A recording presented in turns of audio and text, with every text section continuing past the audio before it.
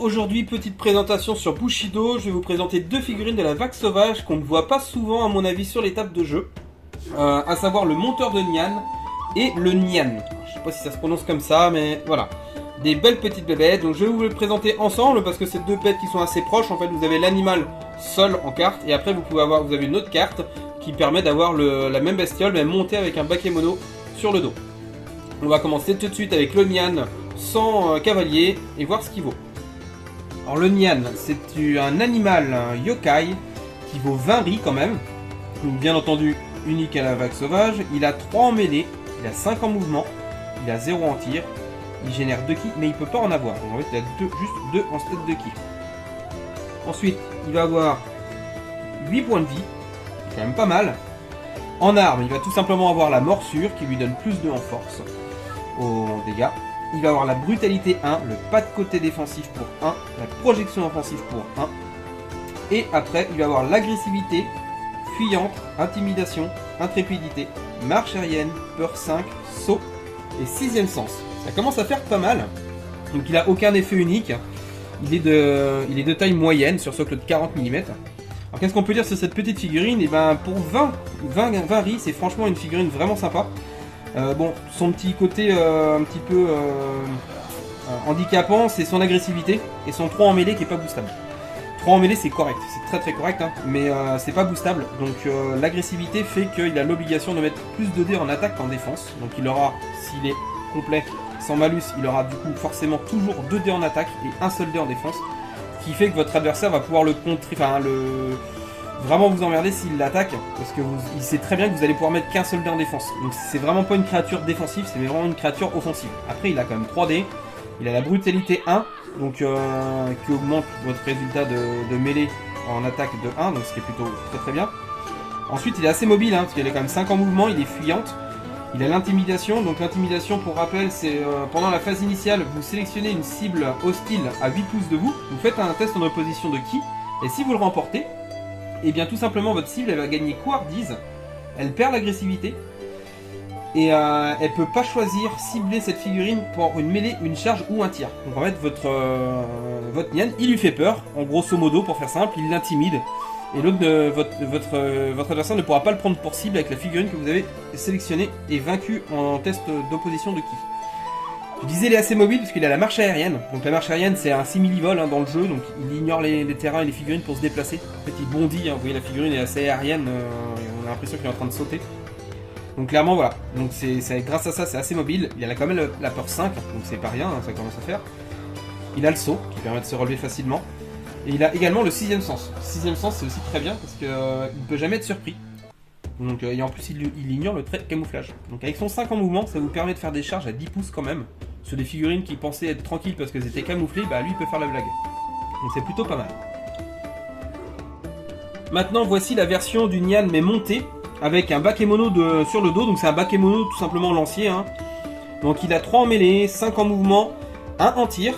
Il a 2 en ki avec la petite étoile parce que c'est un bakemono, donc du coup il bénéficie de la carte horde et de mettre ses jetons ki sur la carte horde et surtout de bénéficier de tous les exploits ki de la carte horde. Et ça fait vraiment une grosse différence. Il ne vaut que 23 riz, alors je dis que 23 riz parce qu'il vaut que 3 riz de plus que le Nyan qui n'est pas monté. Il a autant de points de vie. Donc en arme de combat, il va avoir bien entendu la morsure comme son prédécesseur, hein, comme la version non montée. Par contre, il n'a pas les mêmes bonus. Donc il a aussi plus 2 en dégâts. Par contre, il a en bonus en charge, écrasement 0. Ça, c'est assez sale. Hein. L'écrasement 0 en charge, c'est quand même vraiment fort. Il a le pas de côté défensif pour 1. Alors par contre, vous voyez, il n'a pas la brutalité.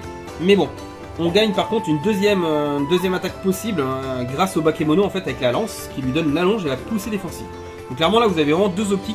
En fonction du combat qu'il va y avoir, c'est soit vous allez attaquer, et dans ce cas clairement si vous voulez faire des dégâts vous allez prendre la morsure de la bestiole hein, qui va taper avec son plus 2 en force, son bonus de charge, écrasement 0 si vous avez chargé, mais vous allez voir que de toute façon avec lui vous chargerez tout le temps. Et sinon si vous faites attaquer, bah clairement il dit c'est mon bakemono qui va taper, je vais utiliser ma lance. Comme ça tout de suite ça met le doute à votre adversaire, parce que là il dit oui mais moi j'ai la longe donc je vais taper avant l'attaque. Ça c'est plutôt pas mal, ça donne une bonne polyvalence au niveau de la mêlée. Ensuite, en équipement, il a l'agressivité, le bonsaï, la cavalerie 3, fuyante, peur, saut et 6ème sens. Donc il a fuyante, saut, 6ème sens et l'agressivité comme l'autre. Maintenant, il perd l'intimidation, c'est pas vraiment gênant. Il perd la marche aérienne, c'est pas trop gênant non plus. Par contre, il gagne Banzai et Cavalerie 3. Et ça, c'est juste super. Le Banzai, ça vous permet que cette figurine, en fait, l'action de charge, qui est normalement une action complexe, devient une action simple.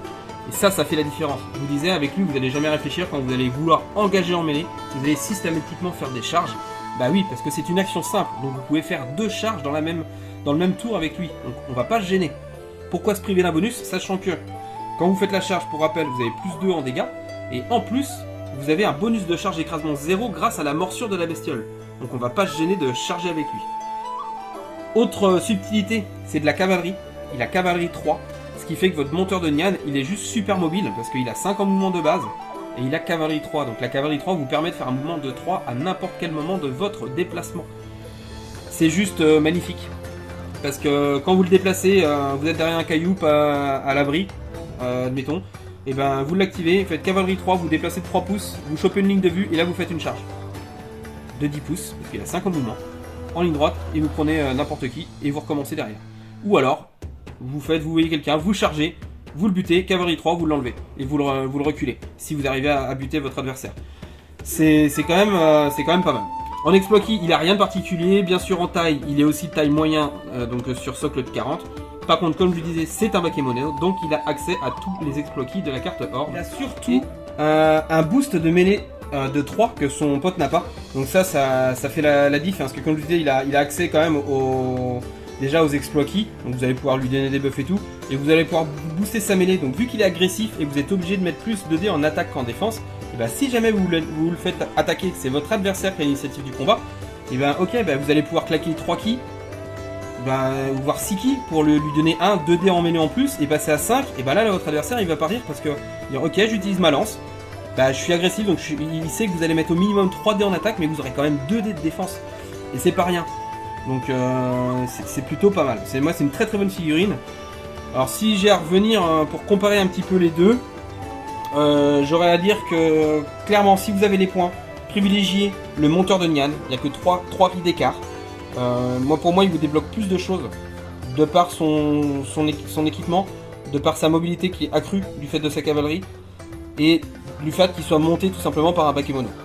Donc petite préférence sur le monteur de Nyan, qui est un petit peu plus cher bien entendu, mais voilà.